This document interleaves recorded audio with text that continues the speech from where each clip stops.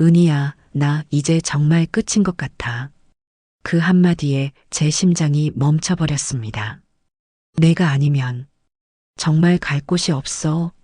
목소리가 떨리고 있었습니다. 울먹이는 소리였죠.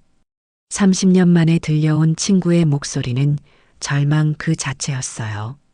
평범했던 그날 오전이 이렇게 무너질 줄은 몰랐습니다.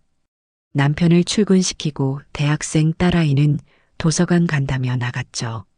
설거지를 하며 창밖을 보니 이른 봄바람이 아파트 화단의 개나리를 흔들고 있었어요. 30년을 이렇게 살아왔구나. 문득 그런 생각이 들었습니다.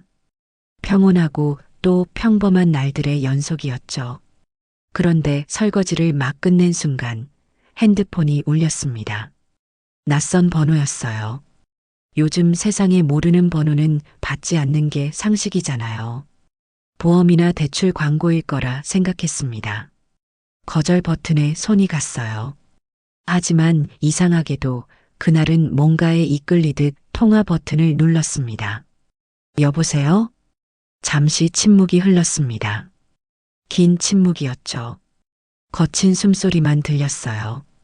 그리고 터져나오듯 마치 더 이상 참을 수 없다는 듯 흘러나온 목소리. 은희야. 나 박미선이야. 문영여중 2학년 3반. 기억나?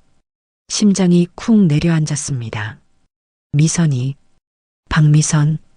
그 이름을 듣는 순간 온몸에 전율이 흘렀어요. 설거지하던 싱크대 앞에서 저는 그대로 굳어버렸습니다. 손에 쥐고 있던 행주가 바닥에 떨어졌죠. 미선아? 응, 나야. 은희야, 나 정말 너밖에 없어. 목소리가 흔들렸습니다. 울음을 참는 소리였어요. 30년 동안 단 한 번도 연락 없던 친구가 울고 있었습니다. 무슨 일이 있는 걸까요? 제 다리에 힘이 풀렸어요. 여러분, 안녕하세요. 30년 만에 걸려온 친구의 전화. 그 친구는 왜 울고 있을까요? 이 충격적인 이야기가 궁금하시다면 구독 버튼과 좋아요, 알람 설정 꼭 부탁드립니다. 절대 후회 안 하실 거예요. 미선아, 무슨 일이야? 왜 그래? 제 목소리도 떨렸습니다. 불안했어요. 친구의 목소리에서 느껴지는 절박함이 저를 짓눌렀죠. 은희야, 미안해. 정말 미안해. 30년 만에 연락하는 게, 이런 일로 연락하는 게, 아니야, 괜찮아. 무슨 일인데? 말해봐. 저는 소파에 주저앉았습니다. 온몸이 떨렸어요. 창밖에 봄볕이 눈부셨지만 제 눈앞은 캄캄했습니다. 30년 만에 연락. 그것도 이렇게 울먹이며. 좋은 일일 리 없었죠. 전화로는 차마 말을 못하겠어. 은희야, 만나줄 수 있어? 제발 한 번만 만나줘. 간절했습니다. 애원하는 목소리였어요. 제 가슴이 찢어지는 것 같았습니다. 그래, 만나자. 언제? 어디? 저는 단 1초도 망설이지 않았어요. 친구가 이렇게 울고 있는데 어떻게 외면할 수 있겠어요. 정말 고마워, 은희야. 미선이가 흐느꼈습니다. 전화기 너머로 눈물 소리가 들렸어요. 이번 주 금요일 강남에 조용한 카페 있어. 거기서 볼까? 응, 알았어. 미선아, 그때까지 힘내. 알았지? 응. 은희야, 너 정말 변하지 않았구나. 전화가 끊겼습니다. 저는 한참을 그 자리에 앉아 있었어요. 손이 부들부들 떨렸습니다. 무슨 일이 있는 걸까? 미선이에게 무슨 일이 생긴 걸까? 문득 30년 전 기억이 떠올랐습니다. 중학교 2학년 제 옆자리에 앉았던 미선이. 전학을 왔었죠. 첫날부터 뭔가 달랐어요. 다른 아이들처럼 들떠있지 않았습니다. 조용했어요. 하지만 눈빛만은 또렷했죠. 무언가를 꼭 이루겠다는 그런 단단한 눈빛. 안녕, 나 박미선이야. 잘 부탁해. 또박또박 말하던 그 목소리. 오늘 들었던 그 떨리는 목소리와는 너무 달랐어요. 대체 30년 사이에 무슨 일이 있었던 걸까요? 저는 오래된 앨범을 꺼냈습니다. 손이 떨려서 제대로 넘기기도 힘들었어요. 중학교 졸업 사진이 나왔습니다. 사진 속 저와 미선이는 환하게 웃고 있었어요. 14살의 소녀들. 앞으로 펼쳐질 인생이 장밋빛일 거라 믿던 그때. 미선아. 사진 속 미선이 얼굴을 쓰다듬었습니다. 얼마나 행복해 보이던지. 그런데 오늘 전화 속 미선이는 무너져 있었어요. 완전히 무너져 있었습니다. 갑자기 불길한 예감이 엄습했어요. 돈 문제일까요? 아니면 가족에게 무슨 일이 생긴 걸까요? 병? 사고? 생각할수록 가슴이 답답했습니다. 핸드폰을 다시 들었어요. 방금 걸려온 그 번호를 보며 저는 한참을 망설였습니다.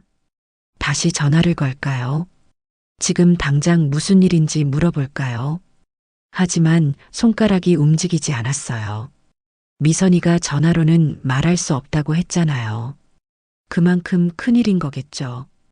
금요일까지 사흘. 사흘을 어떻게 기다리나요? 저는 소파에 풀썩 주저앉았습니다. 창밖의 개나리가 바람에 흔들렸어요. 봄이 왔는데 왜 이렇게 추운 걸까요? 그날 저녁 남편이 퇴근했습니다. 평소처럼 다녀왔어라고 인사했지만 저는 제대로 대답도 못했어요.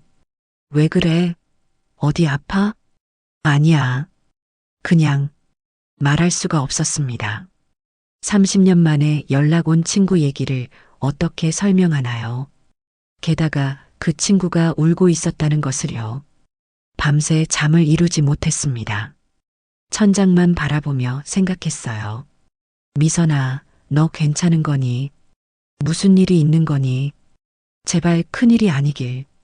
하지만 제 마음 한편에서는 알고 있었습니다. 보통 일이 아니라는 것을요. 30년. 30년이라는 시간의 무게가 이렇게 무거운 줄 몰랐습니다. 그 긴 세월 동안 한 번도 연락하지 못한 제가 부끄러웠어요. 친구라고 하면서 말이죠. 이제라도 늦지 않았을까요? 이제라도 제가 도와줄 수 있을까요? 금요일이 기다려졌습니다. 동시에 두려웠어요. 미선이가 무슨 말을 할지, 얼마나 힘들어하고 있을지 상상만 해도 가슴이 미어졌으니까요. 금요일을 기다리는 사흘 동안 저는 계속 그때로 돌아갔습니다. 1988년 봄 중학교 2학년 교실. 미선이를 처음 만난 그날로요. 얘들아, 오늘부터 우리 반에 전학 온 친구를 소개한다. 박미선 학생이야. 담임 선생님의 소개로 한 아이가 교실 앞에 섰습니다. 깔끔한 교복, 단정하게 묶은 머리, 그리고 또렷한 눈빛. 다른 전학생들처럼 수줍어하지 않았어요. 오히려 당당했습니다. 안녕하세요. 박미선입니다. 잘 부탁드립니다. 또박또박한 말투였죠. 아이들이 웅성거렸어요. 뭔가 범상치 않은 아이라는 걸 모두가 느꼈습니다. 선생님이 미선이를 제 옆자리로 안내했어요. 은희야, 미선이 잘 좀 챙겨줘. 네, 선생님. 미선이가 제 옆에 앉았습니다. 책가방을 내려놓으며 저를 봤어요. 잘 부탁해. 응, 나 은희야. 편하게 해. 그렇게 우리는 만났습니다. 그때는 몰랐어요. 이 아이가 제 인생에서 이렇게 중요한 사람이 될 줄은요. 처음 며칠은 서먹했습니다. 미선이는 말이 많지 않았어요. 쉬는 시간에도 혼자 책을 보거나 노트 정리를 했죠. 다른 아이들이 떠들고 웃을 때도 미선이만은 조용했습니다. 외로워 보였어요. 어느 날 청소 시간이었습니다. 저와 미선이는 교실 뒤편 청소 당번이었죠. 걸레질을 하며 미선이가 처음으로 웃었어요. 은희야, 너 참 꼼꼼하게 닦는다. 응? 그냥 하는 건데. 아니야. 구석구석 다 닦잖아. 나 그런 거 못해. 너도 잘하는데? 아니야. 나는 빨리빨리만 하려고 해. 시간이 아까워서. 그 말이 묘하게 가슴에 남았어요. 시간이 아까워서 14살 아이가 할 말은 아니었죠. 그때부터였던 것 같아요. 미선이에게 뭔가 남다른 사연이 있다는 걸 느낀 게요. 미선아, 학원 다녀? 나 영어 학원 다니는데. 응, 나도 다녀. 수학이랑 영어. 우리 같이 가자. 길이 어디야? 역 쪽인데. 괜찮아? 응, 나도 거기야. 그날부터 우리는 함께 학원에 갔습니다. 가는 길에 작은 문방구가 있었어요. 색색의 펜과 예쁜 노트들이 진열되어 있었죠. 저는 매번 거기 들러서 구경했습니다. 은희야, 저거 예쁘다. 너 저런 거 좋아해? 응, 근데 비싸. 엄마가 사주실 것 같지 않아.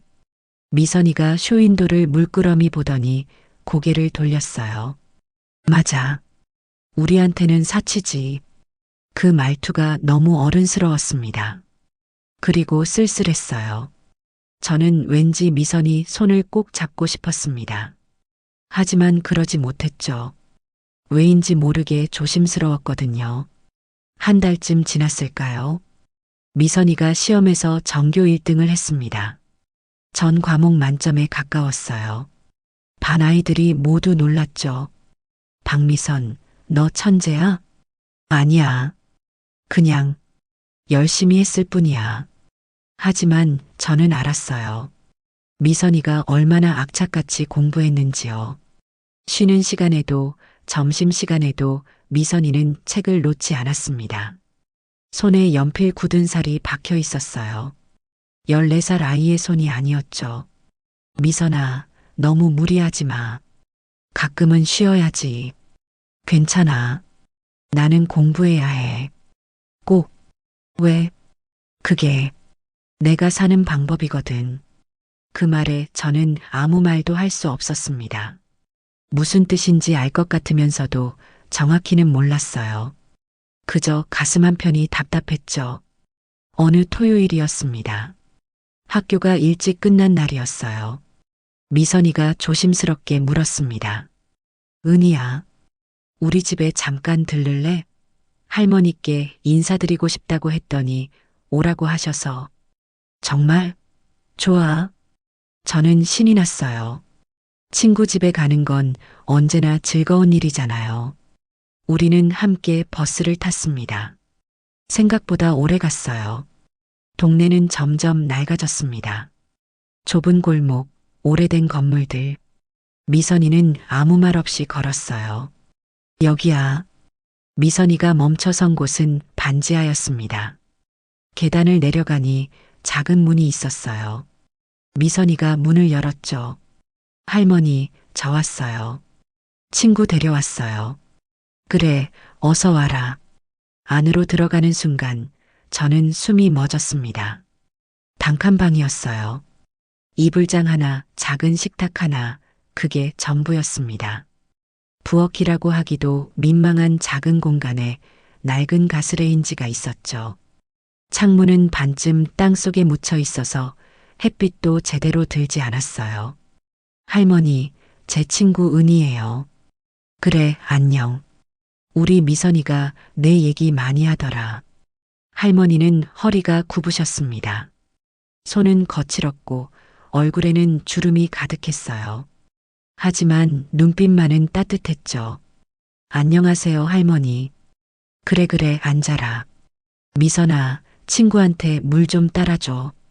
미선이가 부끄러워하지 않았다는 게 놀라웠습니다. 당당했어요. 오히려 제가 더 불편했죠. 어떻게 반응해야 할지 몰랐거든요. 은희야, 좁지? 그래도 우리 집이야. 응. 좋은데? 거짓말. 내 표정에 다 나와. 미선이가 씁쓸하게 웃었습니다. 하지만 괜찮아. 나는 이 집이 좋아. 할머니랑 단둘이 살지만 따뜻하거든. 그 말에 제 눈시울이 뜨거워졌어요. 14살 아이가 할 말이 아니었습니다. 얼마나 일찍 철이 들었으면 저런 말을 할까요? 할머니, 저희 학원 가야 돼요. 그래, 조심히 가거라. 은희야, 또 놀러와. 네, 할머니. 집을 나서며 미선이가 말했습니다. 은희야, 미안해. 좀 놀랐지? 아니야, 전혀. 거짓말. 내 손 떨리고 있어.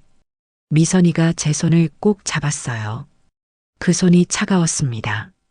괜찮아, 은희야. 나는 이제 익숙해. 그리고 곧 나아질 거야. 내가 공부 열심히 해서 좋은 대학 가면 할머니랑 좋은 데서 살 수 있을 거야. 그래, 미선아.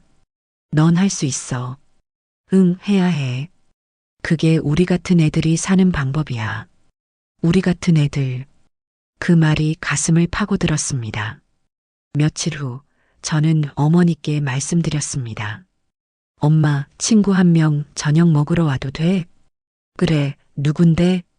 박미선이라고 전학 온 애야.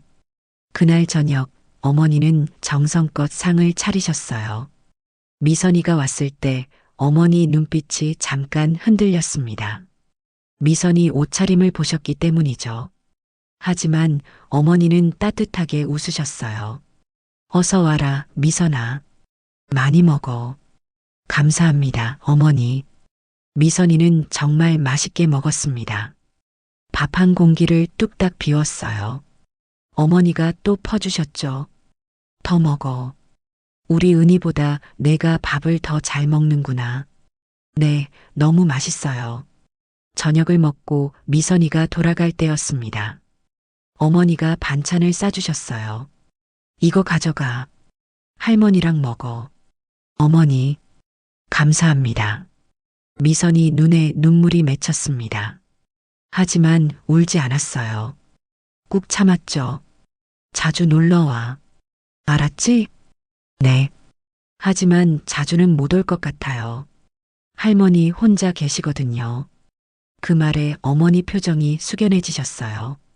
미선이가 간 뒤 어머니가 말씀하셨습니다. 은희야, 미선이 참 대견하다. 저렇게 어린 나이에 넌 친구 잘 만났어. 저 아이한테 배울 게 많을 거야.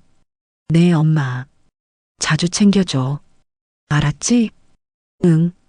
그날 밤 저는 이불 속에서 생각했습니다. 미선아, 너는 정말 대단해. 나보다 훨씬 강하고 씩씩해. 우리 평생 친구하자. 꼭. 중학교를 졸업하고 우리는 다른 고등학교로 갈라졌습니다.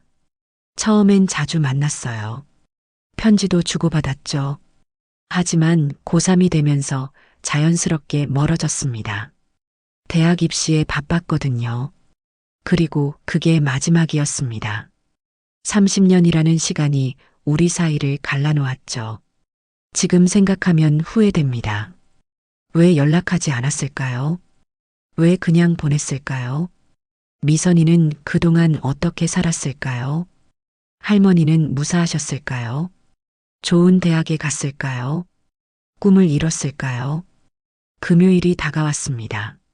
내일이면 미선이를 만납니다. 30년 만에요. 가슴이 두근거렸습니다. 동시에 무서웠어요. 미선이는 지금 얼마나 힘들까요? 전화 속 그 떨리는 목소리가 계속 귓가에 맴돌았습니다. 금요일 오후 2시. 저는 약속 시간보다 10분 일찍 카페에 도착했습니다. 강남 한복판의 조용한 카페였어요. 미선이가 정한 곳이었죠. 유리문을 밀고 들어서며 심장이 쿵쾅거렸습니다. 30년 만에 재회. 준비는 했지만 떨렸어요. 미선이는 어떤 모습일까요? 많이 변했을까요? 그런데 카페 안쪽 구석 자리에 이미 앉아 있는 사람이 보였습니다. 창가를 바라보며 고개를 숙이고 있는 여자.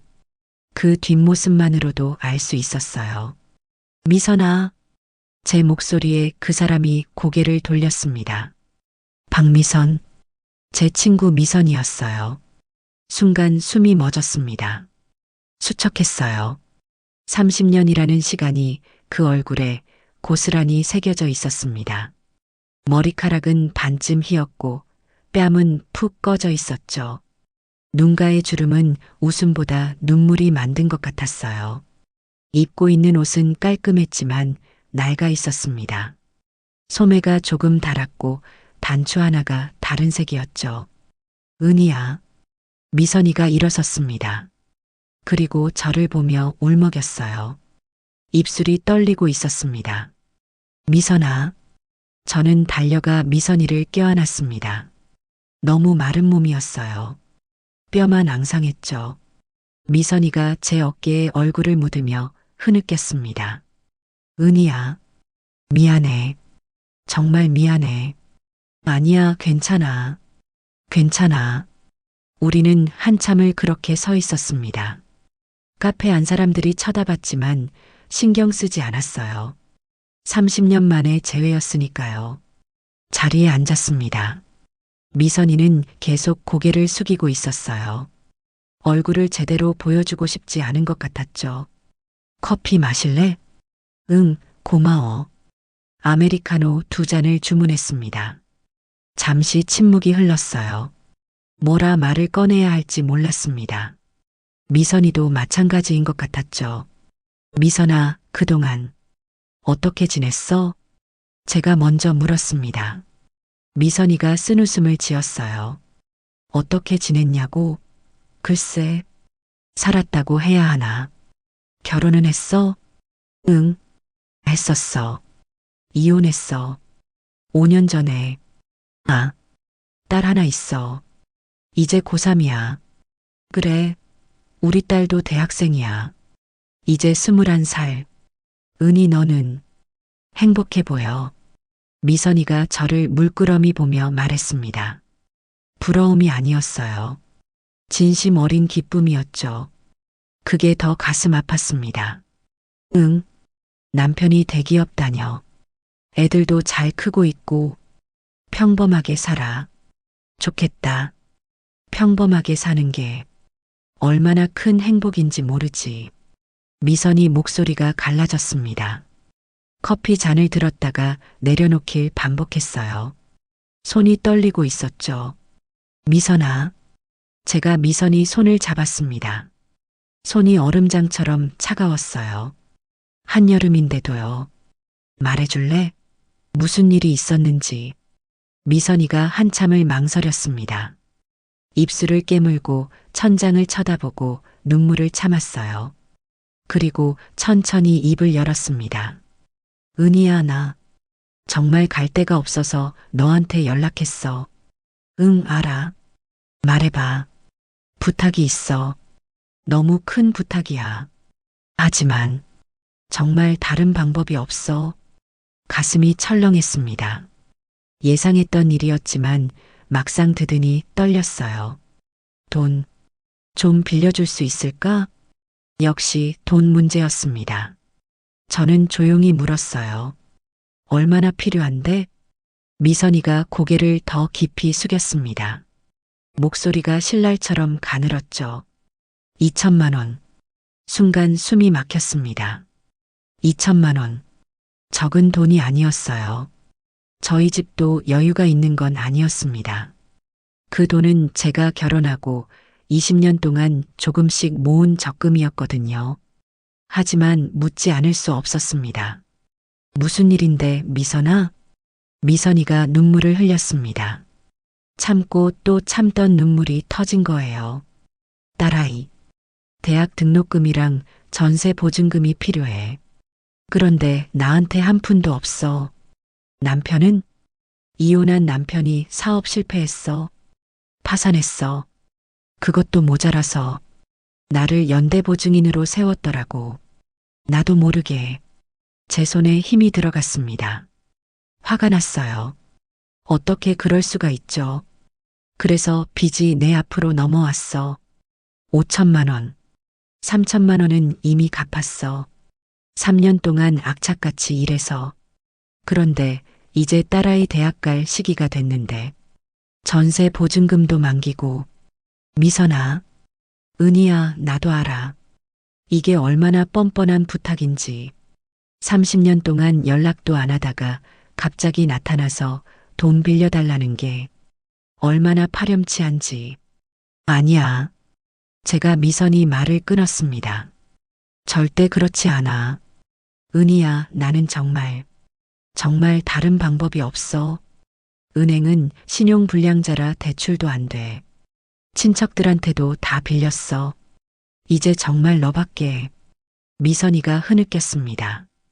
온몸이 떨리고 있었어요. 얼마나 힘들었을까요? 얼마나 버텨왔을까요? 그 모습을 보니 가슴이 찢어지는 것 같았습니다. 미선아, 딸 이름이 뭐야? 서연이. 박서연이야. 좋은 이름이네. 공부 잘해? 응. 열심히 해. 나처럼. 엄마가 힘든 거 다 아니까. 더 열심히 하더라고. 미선이가 핸드폰을 꺼냈습니다. 딸 사진을 보여줬어요. 또렷한 눈빛의 소녀였습니다. 중학생 때 미선이와 닮았어요. 예쁘다. 너 닮았어. 응. 나처럼 고생시키기 싫어. 이 아이만큼은 제대로 공부시키고 싶어. 그 말에 제 결심이 섰습니다. 2천만 원. 큰 돈이지만 돌려받지 못할 수도 있는 돈이지만 그래도 괜찮았어요. 30년 전 반지하 단칸방에서 공부해서 좋은 대학 가야 해라고 말하던 미선이가 떠올랐습니다. 미선아. 제가 미선이 손을 꼭 잡았습니다. 빌려줄게. 뭐? 미선이가 고개를 번쩍 들었어요. 믿을 수 없다는 표정이었죠.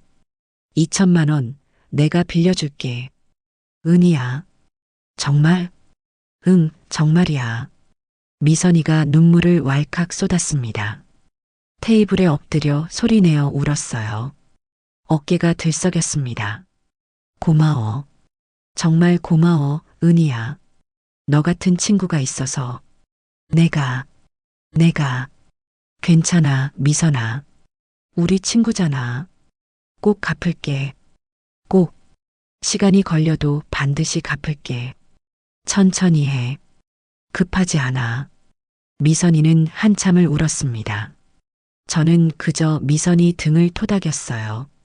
30년 전 교실에서 시험을 망쳐 슬퍼하던 미선이를 위로하던 그때처럼요.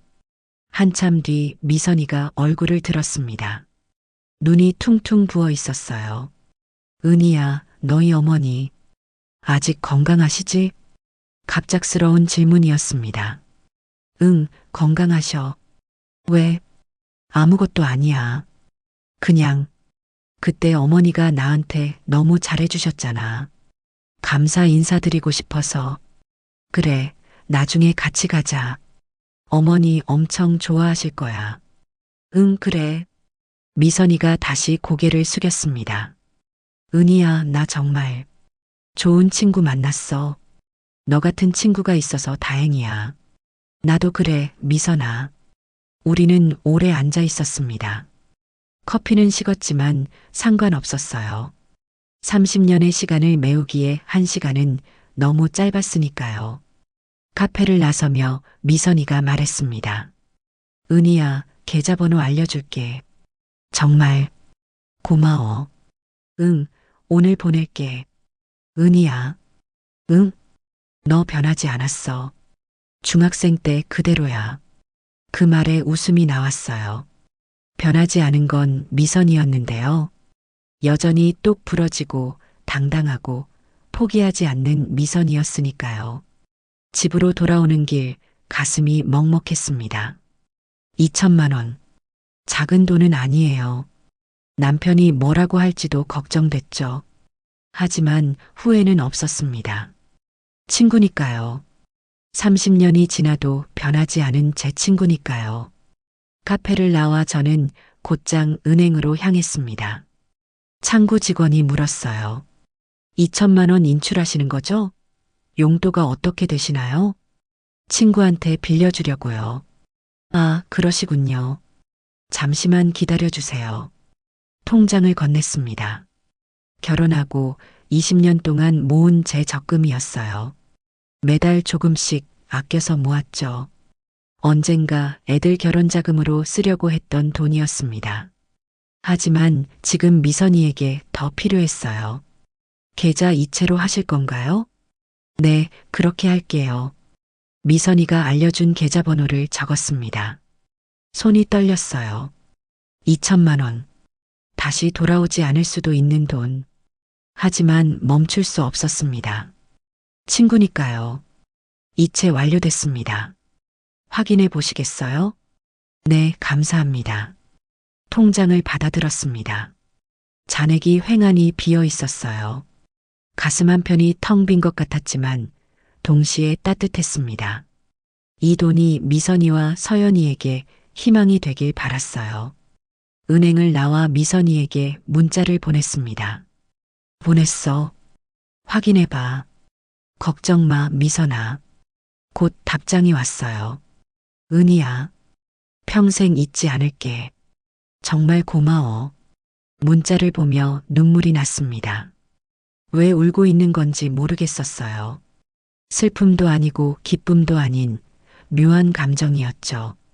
30년 전 교실에서 느꼈던 그 따뜻함이 다시 밀려왔습니다. 집으로 돌아왔습니다. 저녁 준비를 하며 생각했어요. 남편에게 어떻게 말하지? 2천만 원은 큰 돈이에요. 화를 낼까? 아니면 이해해 줄까? 6시쯤 남편이 퇴근했습니다.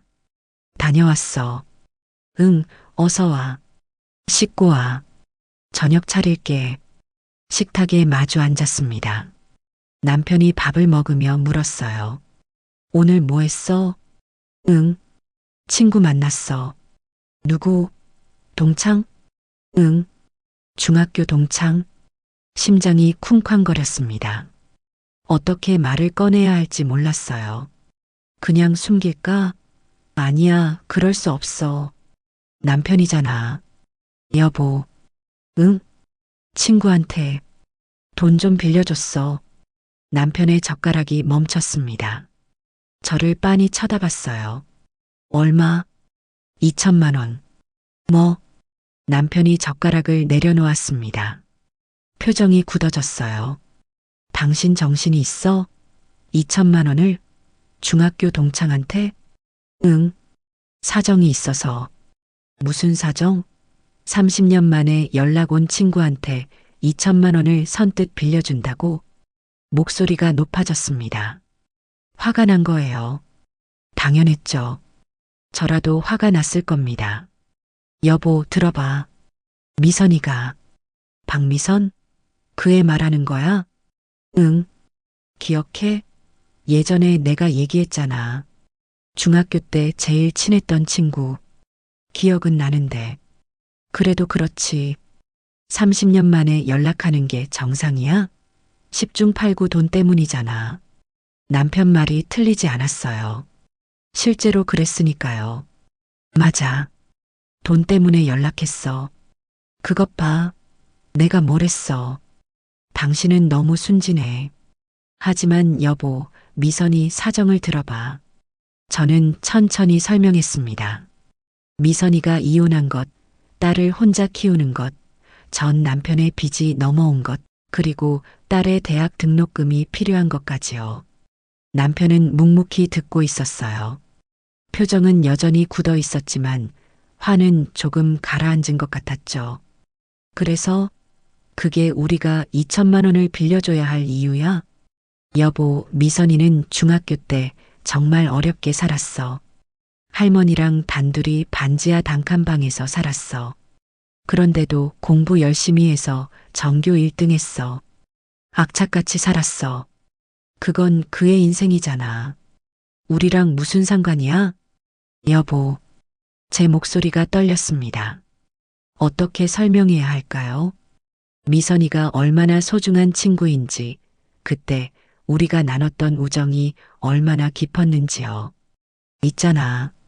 중학교 때 한 번은 미선이를 우리 집에 데려왔었어.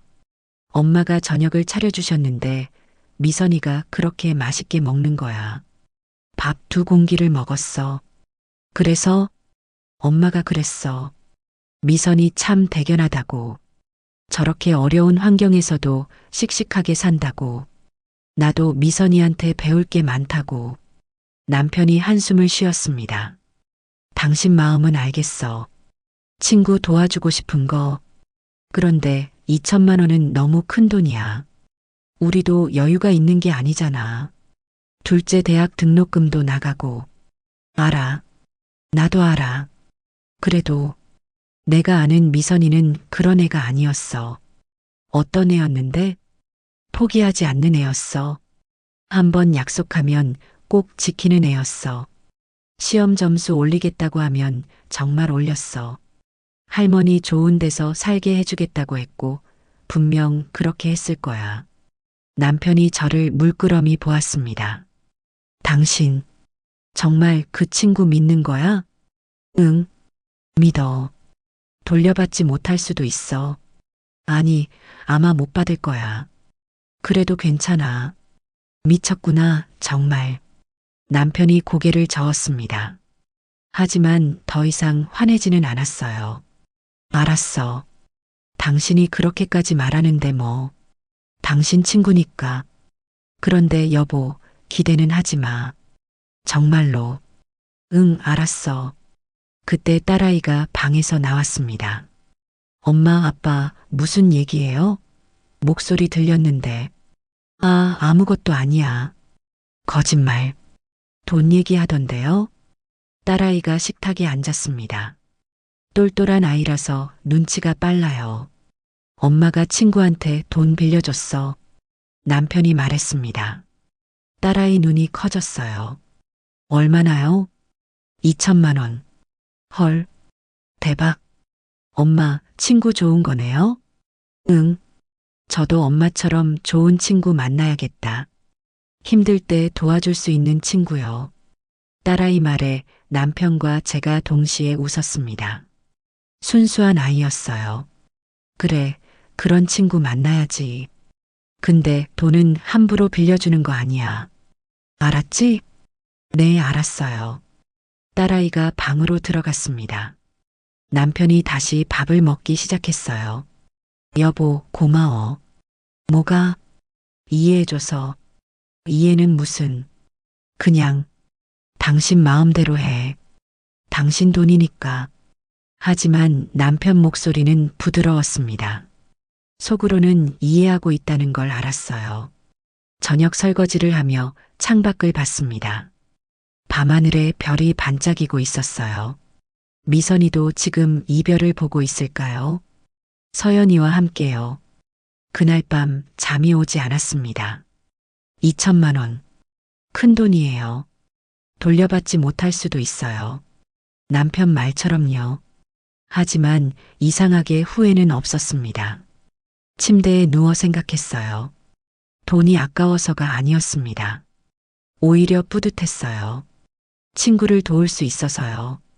30년 동안 연락도 못하고 살았던 제 자신이 부끄러웠습니다. 진짜 친구라면 자주 연락하고 지냈어야 했는데요. 하지만 이제라도 늦지 않았다고 믿고 싶었어요. 30년의 공백을 메울 수 있다고요. 우정은 시간으로 재는 게 아니니까요. 마음으로 재는 거니까요. 옆에서 남편이 중얼거렸습니다. 당신, 착하긴 착해. 응? 아무것도 아니야. 자, 남편이 등을 돌렸습니다. 하지만 알았어요. 남편도 제 선택을 지지하고 있다는 걸요. 입으로는 걱정한다고 했지만 마음속으로는 응원하고 있다는 걸요. 눈을 감았습니다. 미선아, 힘내. 천천히 갚아도 돼. 급하지 않아. 그저 너와 서연이가 행복했으면 좋겠어. 그것만으로도 충분해. 창밖에서 바람 소리가 들렸습니다. 봄바람이 나뭇잎을 흔들고 있었어요. 새로운 시작의 바람 같았습니다. 미선이에게도 저에게도요. 돈을 보낸 지 한 달이 지났습니다. 6월 중순이었어요. 어느 날 아침 핸드폰에 알림이 떴습니다. 계좌 입금 알림이었죠. 확인해 보니 50만 원이 들어와 있었어요. 송금인은 박미선. 가슴이 뛰었습니다. 미선이가 갚기 시작한 거예요. 약속을 지키고 있는 거였죠. 곧 카톡 메시지가 왔습니다. 은희야, 이번 달분 보냈어. 식당에서 아르바이트 시작했어. 낮에는 편의점, 저녁에는 식당이야. 힘들지만 괜찮아. 꼭 다 갚을게. 메시지를 보며 눈물이 났습니다. 미선이가 얼마나 악착같이 일하고 있을지 보이는 것 같았어요. 하루에 2군데씩 일한다니요. 50살이 넘은 나이에요. 답장을 보냈습니다. 미선아, 천천히 해. 몸 상하지 않게. 건강이 제일 중요해. 응, 고마워. 서연이가 대학 붙었어. 은희야, 너 덕분이야. 정말 고마워. 딸이 대학에 합격했다는 소식이었습니다. 기뻤어요. 서연이도 엄마처럼 열심히 공부했나 봐요. 축하해. 서연이한테도 축하한다고 전해줘. 응, 고마워. 은희야, 정말 고마워. 그렇게 첫 달이 지나갔습니다. 7월에도 15일에 똑같이 50만 원이 입금됐어요. 8월도 9월도 마찬가지였죠. 한 번도 거르지 않았습니다. 정확히 매달 15일이었어요. 남편이 통장 정리를 하다가 물었습니다. 이거 뭐야? 매달 50만 원씩 들어오네? 응. 미선이가 갚고 있어. 정말? 진짜 갚네? 남편 목소리에 놀라움이 묻어났어요. 믿지 않았던 거죠. 그러게. 나도 놀랐어. 한 번도 안 거르고 딱딱 15일에 들어와. 15일? 월급날인가 보네. 그런 것 같아. 남편이 고개를 끄덕였습니다. 더 이상 아무 말하지 않았지만 표정이 조금 부드러워진 것 같았어요. 계절이 바뀌었습니다. 여름이 가고 가을이 왔어요. 낙엽이 지고 날씨가 쌀쌀해졌죠. 그동안 미선이는 한 번도 빠뜨리지 않고 50만 원을 보냈습니다. 가끔 카톡으로 안부를 물었어요. 미선아, 날씨 추워졌다. 감기 조심해. 응, 고마워. 너도 건강해. 일 너무 무리하지 마. 괜찮아. 이제 익숙해졌어. 짧은 대화였지만 따뜻했습니다. 30년 공백이 무색하게 우리는 다시 친구가 되어 있었어요. 하지만 2년차가 되면서 상황이 달라지기 시작했습니다. 어느 달은 50만 원이 아니라 30만 원만 들어왔어요. 미선이에게서 메시지가 왔죠. 은희야, 미안해. 이번 달은 병원비 때문에 조금밖에 못 보냈어. 할머니가 편찮으셔서 다음 달에 더 보낼게. 할머니. 중학생 때 미선이와 함께 살던 그 할머니가 아직 살아계셨던 거예요. 놀라웠습니다. 지금이면 90이 넘으셨을 텐데요. 미선아, 괜찮아. 할머니 건강이 더 중요하지. 천천히 해.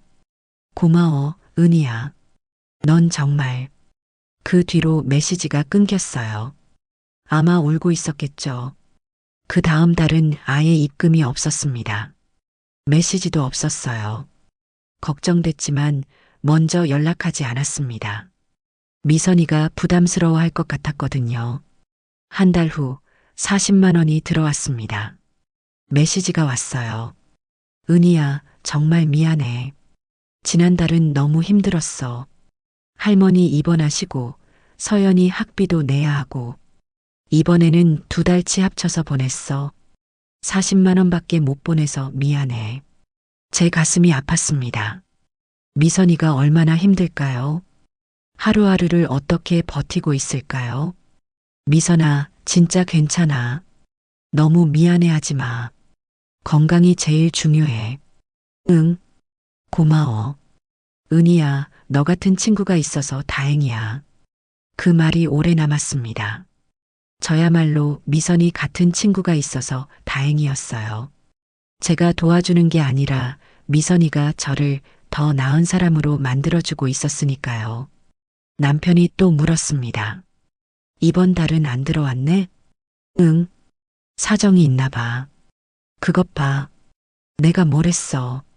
처음만 갚고 그만두는 거야. 아니야. 미선이는 그런 애가 아니야. 당신, 아직도 믿어? 응, 믿어. 남편이 한숨을 쉬었습니다. 하지만 더 이상 말하지 않았어요. 3년 차가 되었습니다. 봄이 다시 왔어요. 아파트 화단에 개나리가 피었죠. 미선이에게 돈을 빌려준 지 2년이 지났습니다. 그런데 어느 날부터 미선이 연락이 두절됐습니다. 3월, 4월, 5월. 석 달 동안 입금도 없고 메시지도 없었어요. 카톡을 보내도 읽지 않았습니다. 전화를 걸어도 받지 않았죠. 불안했습니다. 무슨 일이 생긴 걸까요? 혹시 큰일이 난 건 아닐까요? 밤마다 걱정이 돼서 잠을 이룰 수 없었어요. 남편이 말했습니다. 이제 포기해. 그 돈은 없는 셈 쳐. 아니야. 석 달이나 연락이 없잖아. 뻔한 거야. 처음부터 갚을 생각 없었던 거지. 그럴 리 없어. 미선이는 그런 애가 아니야. 당신 정말 답답하다. 남편이 화를 냈습니다. 하지만 저는 믿고 싶었어요. 미선이를요. 중학생 때 그 또렷한 눈빛을 가진 미선이를요. 6월이 되었습니다. 벌써 석 달이 지났어요. 여전히 소식이 없었죠. 그런데 어느 날 아침 핸드폰이 울렸습니다. 미선이었어요.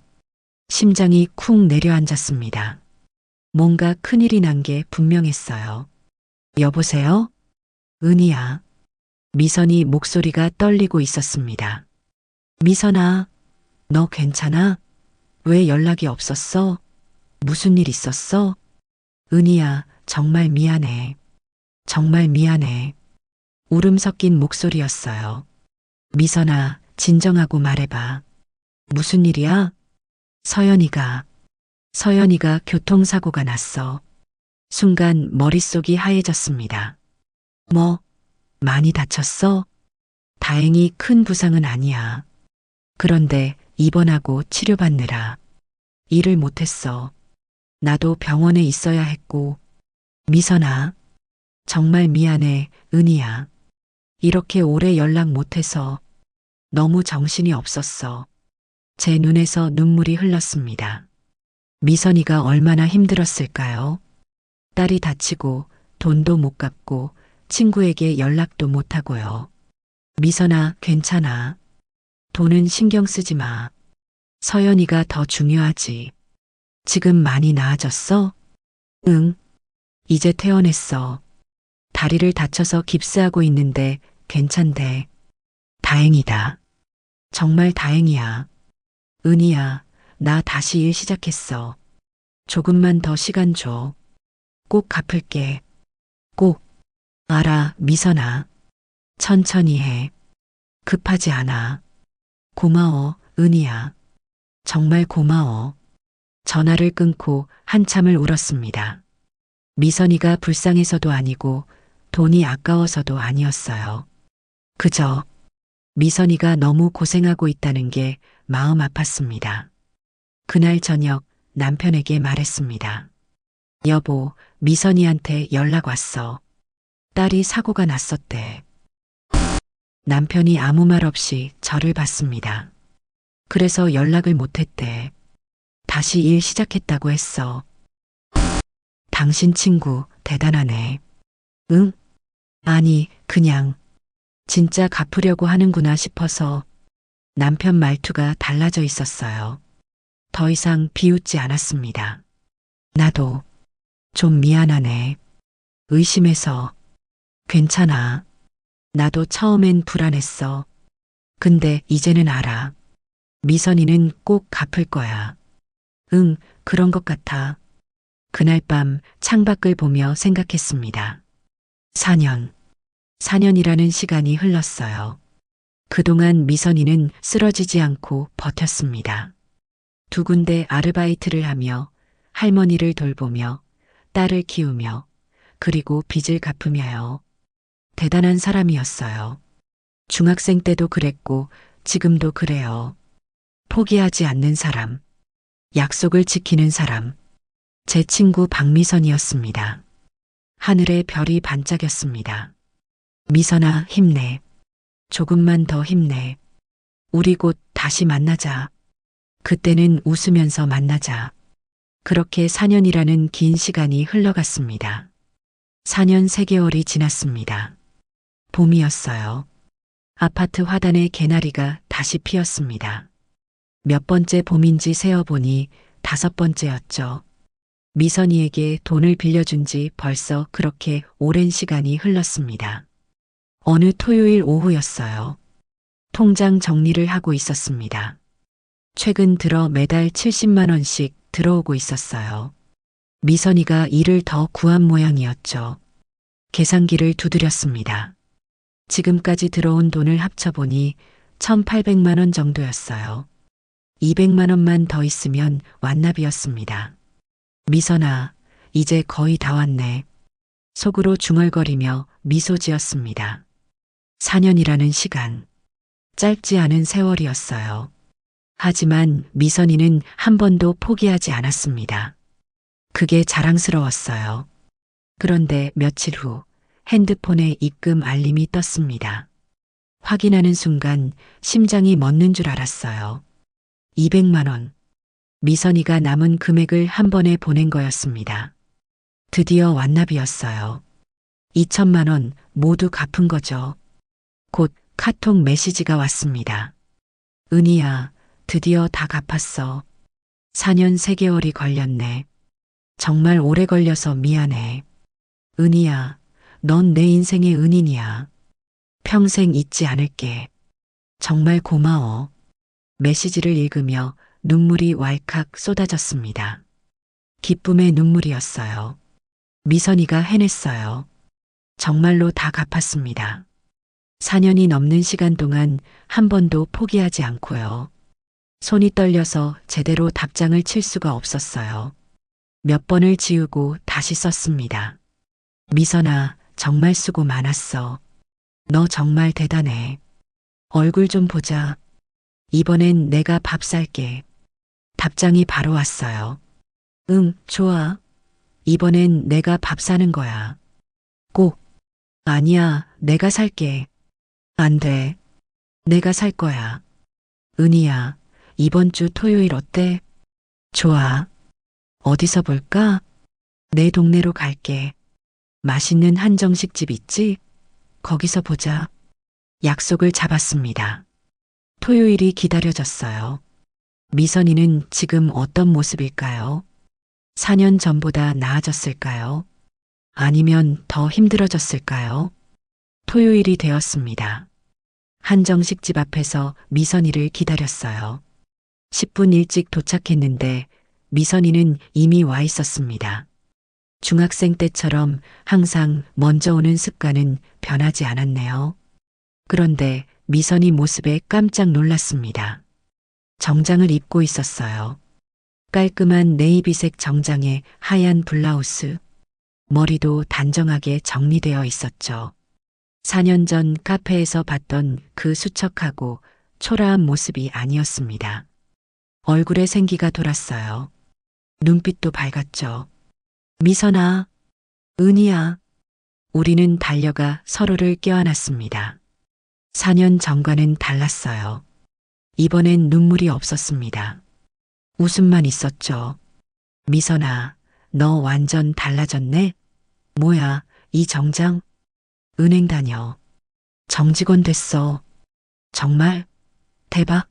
축하해. 한정식 집으로 들어가 자리에 앉았습니다. 음식을 주문하며 이야기꽃을 피웠어요. 은행은 어떻게 들어갔어? 편의점에서 일하는데 은행 지점장님이 단골이었어. 내가 일하는 거 보시고 우리 은행에서 일해보지 않겠냐고 하시더라고. 와, 그렇구나. 그런데 정직원이 되기 쉽지 않잖아. 맞아. 처음엔 계약직으로 시작했어. 그런데 열심히 하니까 정직원으로 전환됐어. 작년에 미선이 얼굴에 자부심이 가득했습니다. 당연했죠. 50이 넘은 나이에 정직원이 되다니요. 서연이는 어때? 잘 지내. 이제 대학교 4학년이야. 취업 준비 중이야. 빨리 크네. 우리 딸도 졸업반이야. 시간 참 빠르지? 음식이 나왔습니다. 정갈한 한정식이었어요. 우리는 마주보며 웃었죠. 잘 먹겠습니다. 그래, 많이 먹어. 한참 먹다가 미선이가 입을 열었습니다. 은희야. 응? 있잖아. 너 덕분에 내가 사람 됐어. 무슨 소리야? 너는 원래 멋진 사람이었어. 아니야. 4년 전 나는 정말 끝이었어. 모든 게 무너졌었어. 그런데 내가 손을 내밀어줬잖아. 미선이 눈에 눈물이 맺혔습니다. 그 돈 덕분에 서연이가 대학 갈 수 있었어.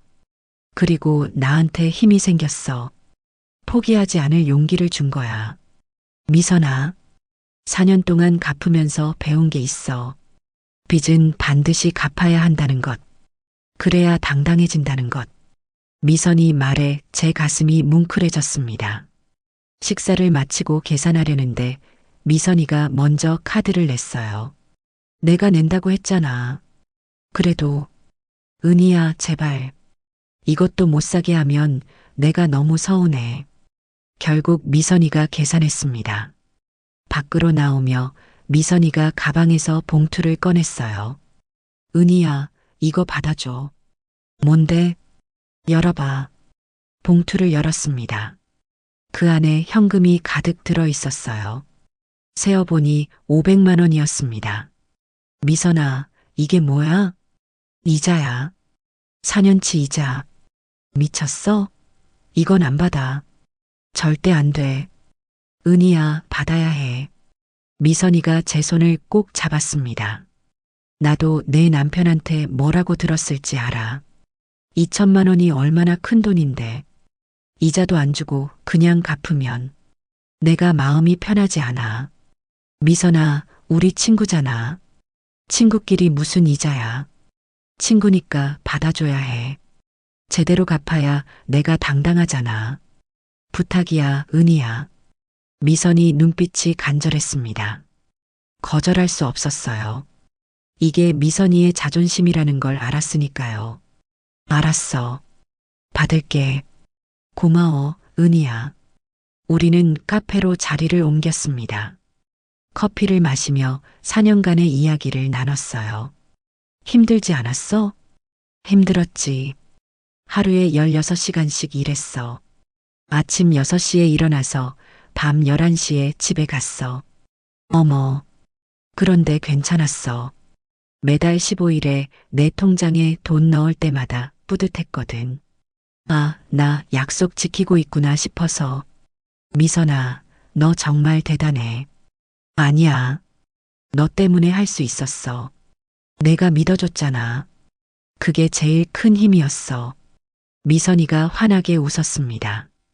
중학생 때 그 환한 웃음이었어요. 오랜만에 보는 진짜 미선이의 웃음이었죠. 그런데 은희야. 응? 너희 어머니 요즘 건강하시지? 갑자기 어머니 얘기를 꺼냈습니다. 4년 전에도 물어봤었는데요. 응, 건강하셔. 왜? 아니야. 그냥 가끔 생각나서 어머니가 나한테 정말 잘해주셨잖아. 그러게. 엄마도 미선이 기억하실 거야. 나중에 같이 가자. 응, 꼭 가야지. 미선이 표정이 묘했어요. 뭔가 할 말이 더 있는 것 같았지만 하지 않았죠. 저녁이 되어 헤어질 시간이었습니다. 미선아, 이제 자주 보자. 응, 그래야지. 30년 공백은 이제 그만. 맞아. 우리 정기적으로 만나자. 좋아. 한 달에 한 번씩? 응. 버스 정류장에서 미선이를 배웅했습니다. 버스가 오자 미선이가 탔어요. 창문 너머로 손을 흔들었죠. 저도 손을 흔들었습니다. 버스가 떠나고 저는 한참을 그 자리에 서 있었습니다. 손에 든 봉투가 무거웠어요. 500만 원. 돈의 무게가 아니었습니다. 미선이 마음의 무게였죠.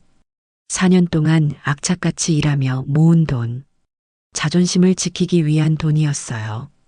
집으로 돌아와 남편에게 봉투를 보여줬습니다. 여보, 이거 봐. 뭔데? 미선이가 준 이자야. 500만 원. 남편이 놀란 표정으로 봉투를 봤어요.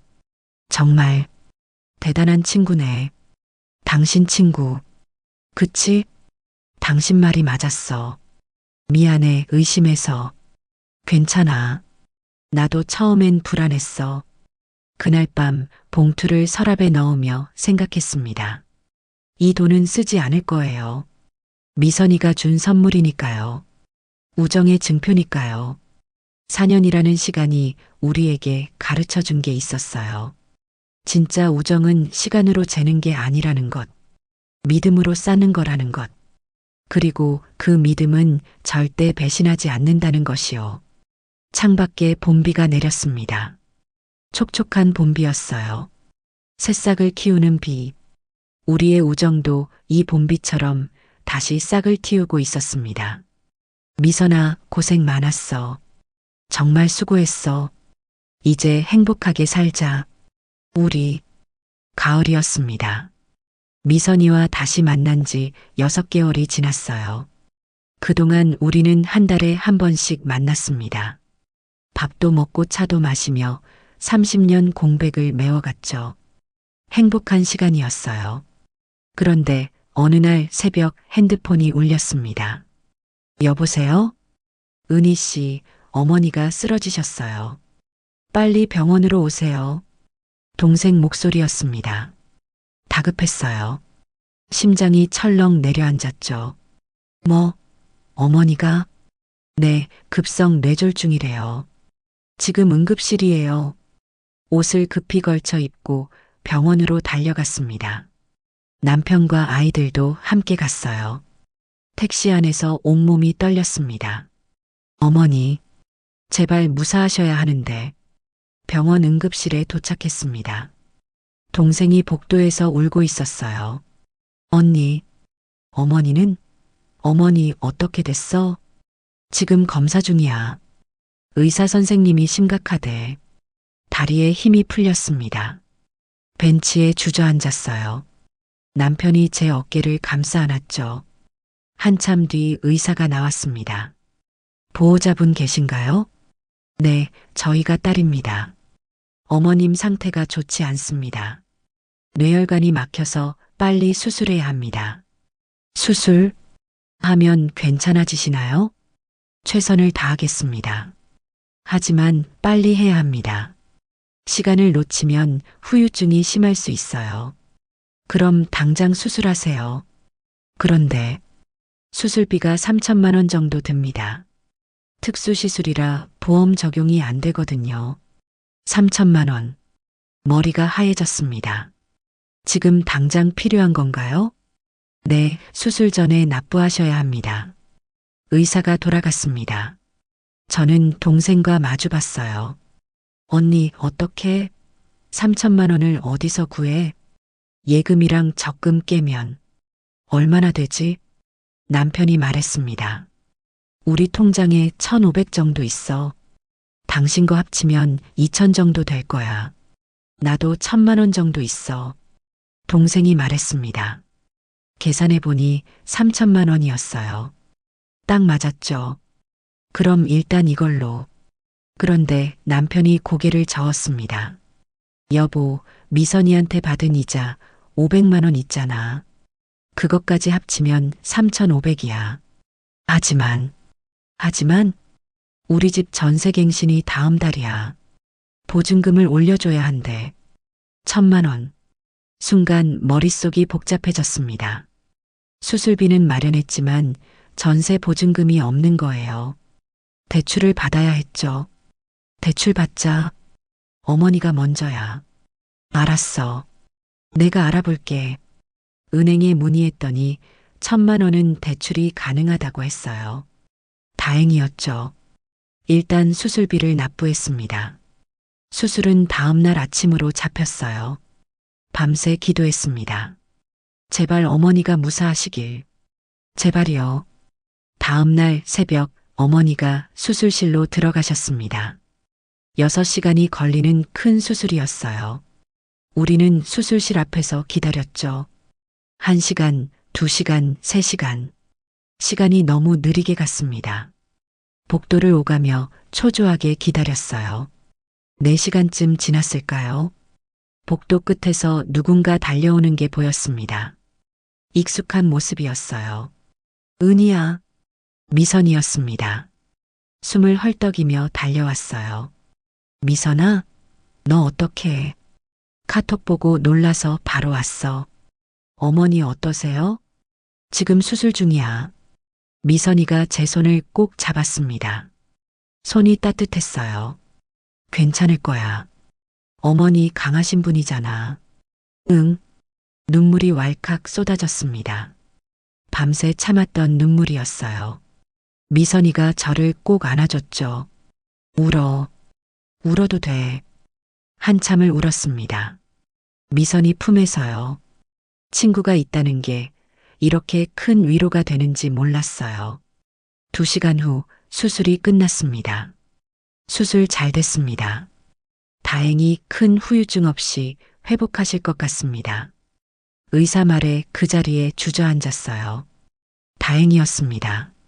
정말 다행이었죠. 회복실로 옮겨진 어머니를 봤습니다.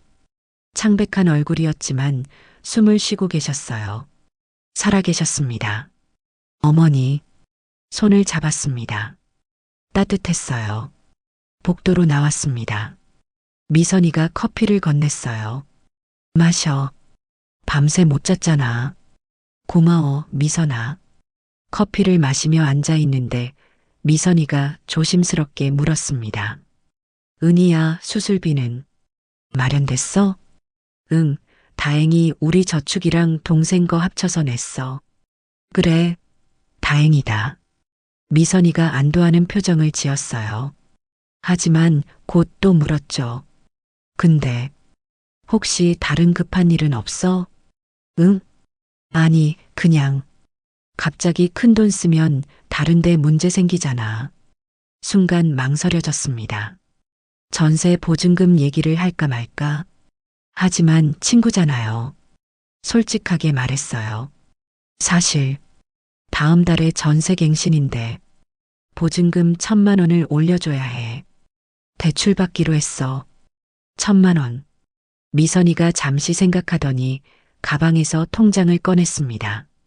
은희야, 나한테 좀 있어. 내가 도와줄게.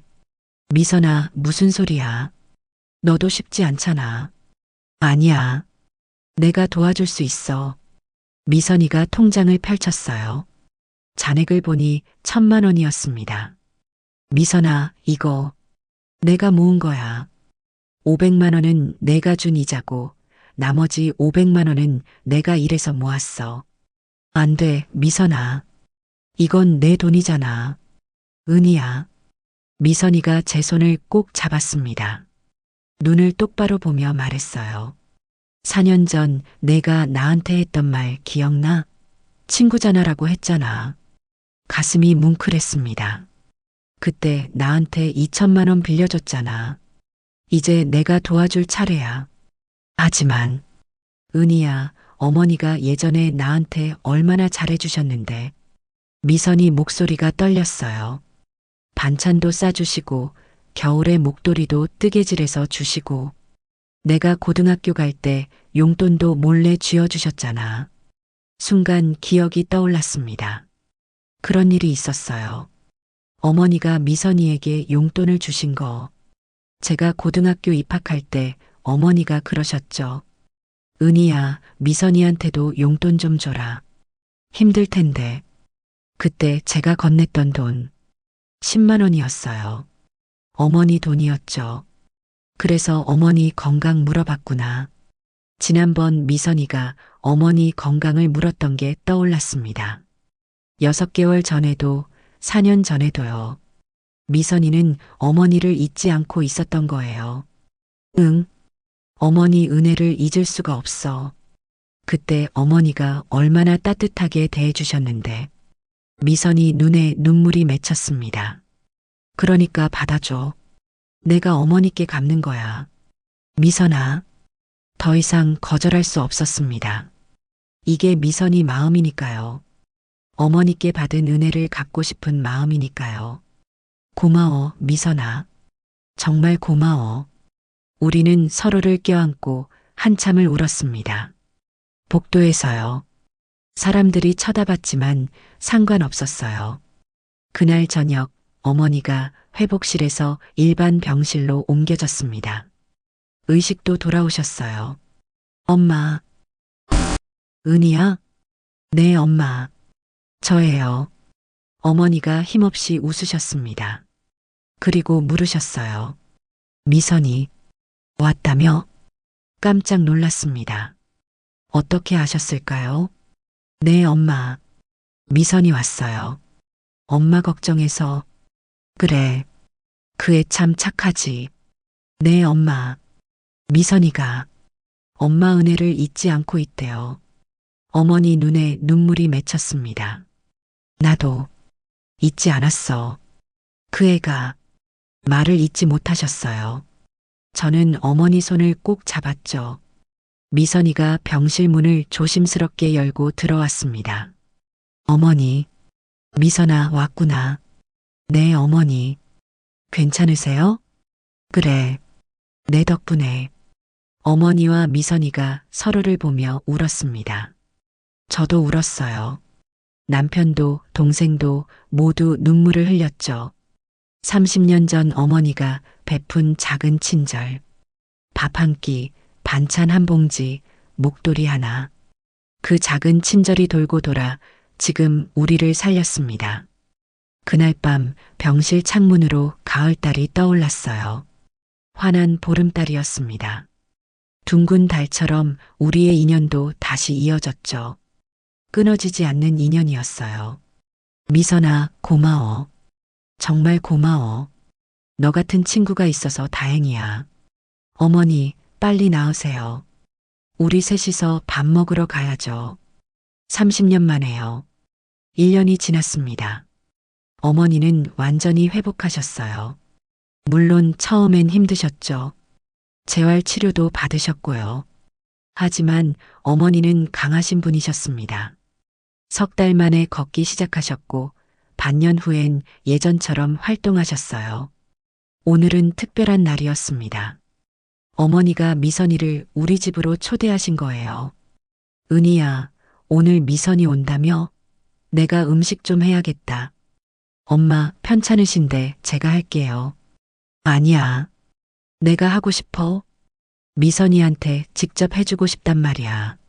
아침부터 어머니는 부엌에서 분주하셨습니다. 잡채도 하시고 불고기도 하시고 미선이가 좋아하던 된장찌개도 끓이셨어요. 중학생 때 우리 집에 왔을 때 미선이가 맛있게 먹었던 바로 그 찌개였죠. 엄마, 이거 그때 그 된장찌개죠? 그래. 미선이가 2그릇이나 먹었잖아. 기억나니? 네, 기억나요. 오후 2시 초인종이 울렸습니다. 미선이었어요. 손에 꽃다발과 과일 바구니를 들고 있었죠. 어머니, 안녕하세요. 어머, 미선아. 어서 와. 이런 거 들고 오면 어떡해. 제가 가져와야죠. 어머니, 괜찮으세요? 그럼 이렇게 멀쩡하지. 다 내 덕분이야. 어머니가 미선이 손을 꼭 잡으셨어요. 미선이 눈에 눈물이 맺혔습니다. 제가 뭘? 어머니가 예전에 저한테 베푸신 게 얼마나 많은데요. 그때 일을 아직도 기억하고 있구나. 평생 잊지 못해요. 어머니가 저한테 얼마나 큰 힘이 되셨는지. 두 분이 거실 소파에 앉아 한참을 이야기하셨어요. 저는 부엌에서 차를 준비하며 들었죠. 30년 전 이야기, 그동안의 이야기, 앞으로의 이야기. 웃음소리가 끊이지 않았습니다. 저녁 시간이 되었습니다. 식탁에 음식이 가득 차려졌어요. 중학생 때처럼요. 미선아, 많이 먹어. 네, 어머니. 잘 먹겠습니다. 미선이가 된장찌개를 한 숟가락 떠서 먹었습니다. 그리고 눈을 감았어요. 이 맛, 그대로예요. 30년 전 그 맛. 그럼 같은 레시피니까. 어머니, 정말 감사합니다. 이렇게 차려주시고, 뭘, 우리 은희 친구해줘서 내가 고마운 걸. 식사를 하며 많은 이야기를 나눴습니다. 서연이 얘기, 저희 아이들 얘기, 그리고 앞으로의 계획 얘기까지요. 서연이가 취업했어. 은행에. 정말? 축하해. 응, 엄마 다니는 은행은 아니고 다른 은행인데. 그래도 정규직이야. 대단하네. 미선이 딸답니다. 서연이가 그러더라. 엄마 친구분 덕분에 대학 다닐 수 있었다고. 꼭 인사드리고 싶대. 제 가슴이 뭉클했습니다. 다음에 데려와. 우리 딸들도 소개시켜 줄게. 그래, 꼭 그래야지. 식사를 마치고 차를 마시며 어머니가 말씀하셨어요. 은희야, 미선아. 너희 둘 보면 참 좋다. 왜요, 엄마? 진짜 친구는 이런 거구나 싶어서. 시간이 지나도 변하지 않는 거. 어머니 말씀에 미선이와 저는 서로를 봤습니다. 그리고 웃었죠. 미선이가 돌아간 후 설거지를 하며 어머니가 말씀하셨어요. 은희야, 내가 잘했어. 미선이한테 돈 빌려준 거. 엄마도 아셨어요? 알았지. 남편한테 들었어. 처음엔 걱정했는데 결국 잘 된 것 같아. 네, 엄마. 돈으로 산 우정은 가짜야. 하지만 너희는 달랐어. 이미 있던 우정을 다시 찾은 거잖아. 어머니 말씀이 가슴에 와닿았습니다. 맞아요. 저는 돈으로 친구를 산 게 아니었어요. 30년 전부터 가지고 있던 우정을 확인한 거였죠. 그 후로 미선이와 저는 정말 자주 만났습니다. 한 달에 한 번이 일주일에 한 번이 되었어요. 등산도 가고 요가도 하고 독서 모임도 함께 했죠. 은희야, 이번 주 토요일에 등산 갈래? 좋아. 어디로 갈까? 북한산 어때? 그래, 좋아.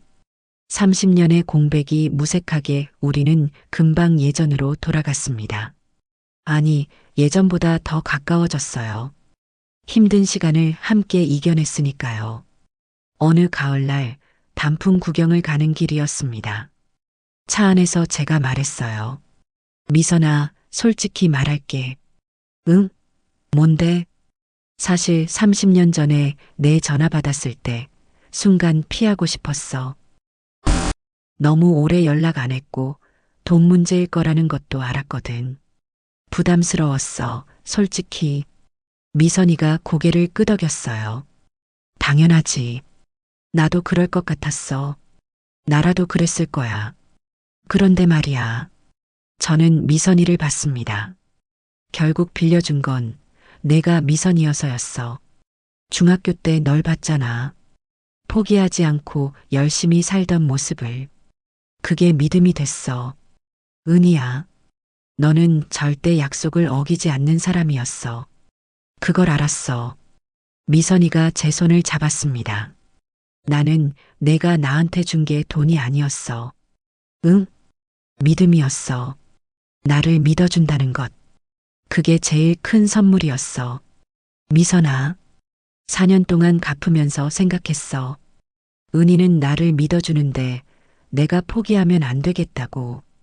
그 믿음이 날 살렸어. 우리는 차를 세우고 한참을 이야기했습니다.